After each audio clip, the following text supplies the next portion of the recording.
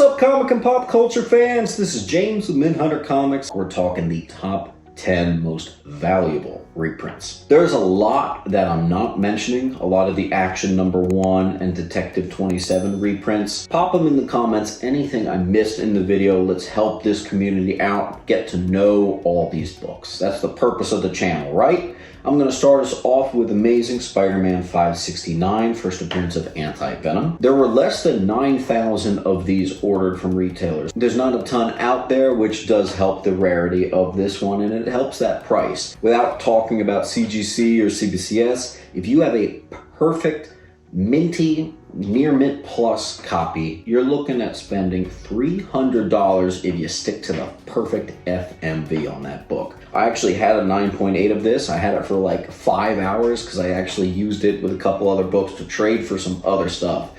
Once upon a time. Coming in at number 2 is Amazing Spider-Man Annual number 6. It is a partial reprint of ASM Annual number 1. I guess they were running out of ideas there. That's the first appearance of the Sinister Six. This reprint is early enough that it's really only a couple years after, and it does have some significant value, mainly because of how old it is. If you've got like a near mint plus copy, you're probably looking at about like $350, maybe even $400 for that cream of the crop grade. Next up is Out of This World number 17, which is a UK specific book. Man, we are really hitting you with the Spider-Man related reprints today. This is the first reprint of Amazing Fantasy 15. It's in all black and white. I have personally never seen this or held it. I absolutely did not know about this book. Came up in the research, and if you've got like a near mint,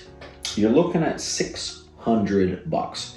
Not bad for that AF15 reprint. Captain Marvel 17 second print. This is one I've talked about before. It's the first cover, which really makes the difference, and second cameo of Ms. Marvel in costume. We're talking like if you've got a mint copy, like if you got that near mint plus, you're gonna spend like $600 on that book, believe it or not. They're certainly not as easy to find as that first print, and it is a great cover. It's actually pretty iconic. When I went to the Marvel Museum when they came to Philadelphia, they actually had a statue of literally that image. So it's definitely an iconic picture right there. Next is Marvel Tales Annual number 1. I say annual because issue 1 and 2 were annuals, and by issue 3 they dropped the name annual, and it was just a bi-weekly series.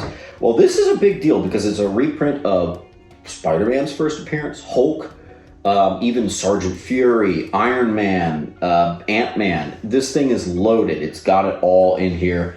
So if you can actually find yourself a near mint copy, you better believe this book, which is I think from the mid-60s, is also going to have a little bit of value next to it. We're talking $800, pretty close to $1,000 for this reprint book, man. Hey, watch out for them. Next up is Avengers number 4, but I'm actually talking about the Golden Records reprints. I initially, when I wanted to do this video, I was going to make an entire video dedicated to the Golden Records. Truth be told, there's really only 4 of them, so it would have been too short of a video. The gist is, in 1965, 66, I forget the year, it would give you a record and it would read along to the comic. So you could pop it on and listen to it, and it would come with Journey into the Mystery, first Thor, first Silver Age Cap, first FF, and first Spider-Man. The one that's the most affordable is definitely the Avengers 4, the first Silver Cap. Just watch out, it has no price and no issue number. That's how you know you're probably looking at the Golden Records reprint. If you have this and you manage to have it in that near mint, maybe near mint plus quality, you're looking at spending $1,000.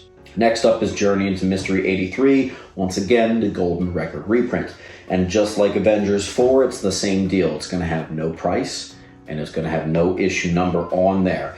And it'll be from 65 or 66. And sometimes it comes with the record, and sometimes you'll find it on its own. This one is the third most expensive of the 4. Not sure why the value on this reprint of the first Thor is not as much as Spider-Man or FF, but it is what it is. If you've got it, you're looking at 1.2K right there, raw.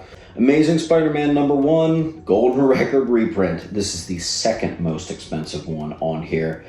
This one recounts the first issue of Spider-Man. Like the others, it has no price listed and it has no issue number listed on there. Actually, if you've got a near mint plus, like you've got a possible 9.8 candidate, you could get $2,000 for it.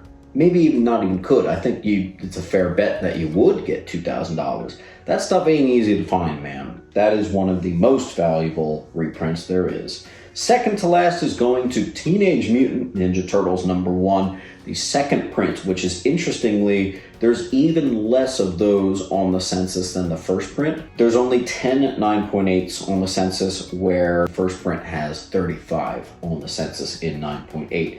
If you happen to have the second print and it's like a near mint plus, you're probably looking at right in between $2,000 to $3,000. You're looking at like $2,500. And that's just raw.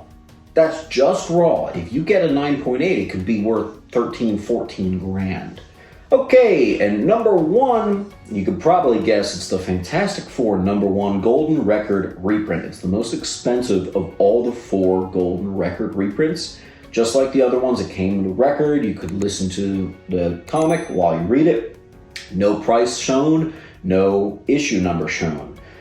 This is probably one of the hardest to collect, I think, because Fantastic Four #1 is probably the hardest collect of the 4. So this becomes the second best for a lot of collectors that can't afford their actual Fantastic Four #1. If you've got it, and if you've got it in perfect, untouched, untampered with shape, you're talking like a book that could get a 9.6 or a 9.8. For a raw, $3,000 if it's perfect. That is pretty darn impressive for reprints to get a raw price tag of $3 grand.